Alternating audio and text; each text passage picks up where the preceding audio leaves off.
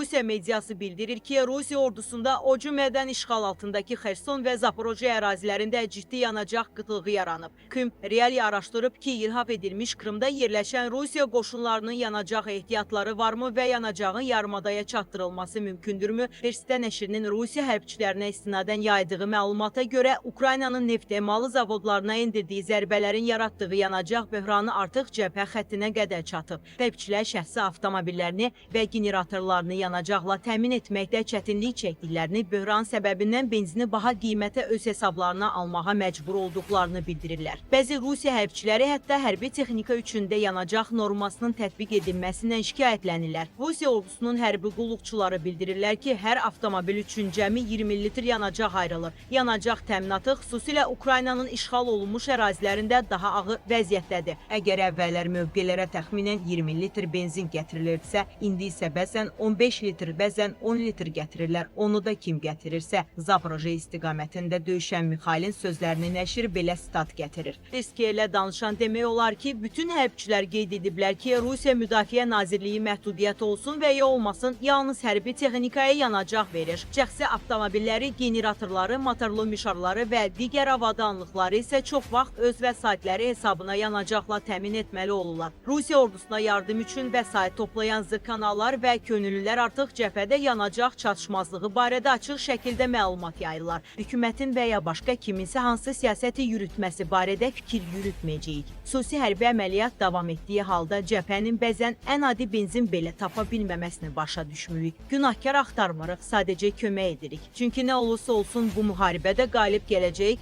könüllüsü Anastasiya Komarova yazıb və daha sonra Xerson istiqamətində yerləşən Rusiya ordusunun 119-cu alayına nəqliyyat vasitələri üçün 270 litr benzin çatdırıldığını bildirib. Yanacaq böhranı könüllülərin özlərinə də təsir edir. Sevastopol İşıqları qrupu bildirib ki, çətin vəziyyət və benzin çatışmazlığı səbəbindən könüllülərin cəbhəyə avtomobillərlə səfərləri demək olar ki, dayanıb. Hərəkatın məlumatına görə yanacaq çatışmazlığı Rusiya ordusunun bir sıra hissə və bölmələrində müşahidə olunur. Krımda bunlara 22-ci Ordu Korpusunun 1096-cı Zenit raket alayı və Çonqar yaxınlığındakı R-280 magistralında fəaliyyət göstərən mobil atəş qrupları daxildir. Xerson vilayətində isə Rusiya Silahlı Qüvvələrinin 49-cu Ümumqoşun ordusunun hava hücumundan müdafiə və pilotsuz uçuş aparatları bölmələrində də yanacaq qıtlığı qeydə alınıb. Rusiya hakimiyyəti bundan əvvəl yanacaq çatışmazlığını Ukraynanın neft emalı zavodlarına endirdiyi pilotsuz uçuş aparatlarının zərbələri ilə izah etmişdi. 2026-cı ildə baş verən bu hücumlardan sonra iri neft emalı zavodları emalı müvəqqəti olaraq azaltdı və ya tam dayandırdı ki, bu da daxili bazara yanacaq tədarükünün azalmasına səbəb oldu. Hazırda Rusiya ordusu yay hücum kampaniyasının ən intensiv mərhələsi üçün ehtiyatlar toplayır. Yanacaq xüsusi ambarlarda saxlanılır və oradan konkret hərbi hissələrə paylanır. Ukrayna Silahlı Qüvvələri bu obyektlərə də zərbələri endirsə də hazırda Rusların aviasiya kirasini, dizel yanacağı və benzin ehtiyatı kifayət qədərdir. Buna görə də neft emalı zavodlarına və neft infrastrukturuna zərbələr gələcəyi hesablanmış layihədir. Təkcə neft emalı zavodlarına deyil,